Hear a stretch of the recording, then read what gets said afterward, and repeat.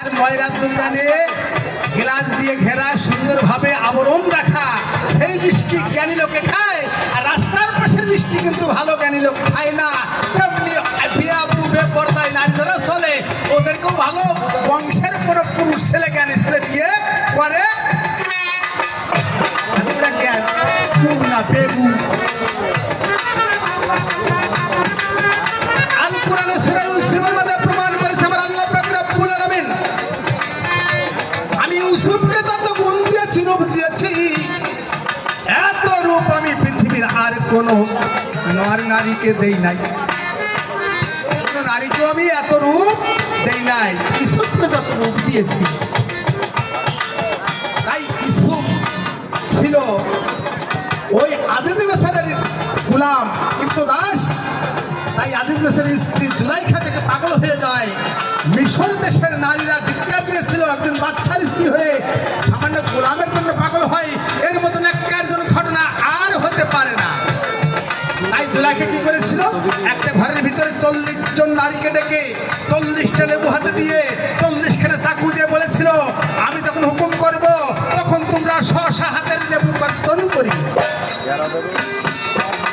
ইউসুফ আলাইহিস সালামকে সামনে এনে যখন বললো যার যার হাতের লেবু কাটো, দেখা গেল লেবু কাটা দূরের কথা, লেবু কাটতে বলছে বাগানের হুকুম, কাটতে তো হবেই, কিন্তু লেবুর পোষ লাগে না, লাগছে সবার হাতে।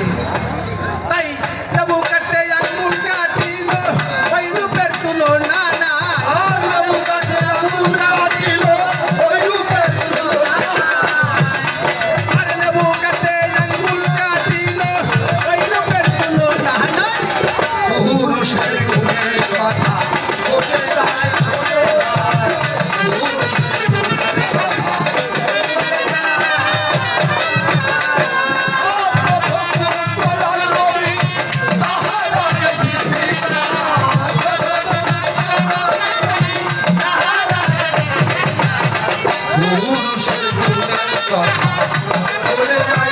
ছোট হয়,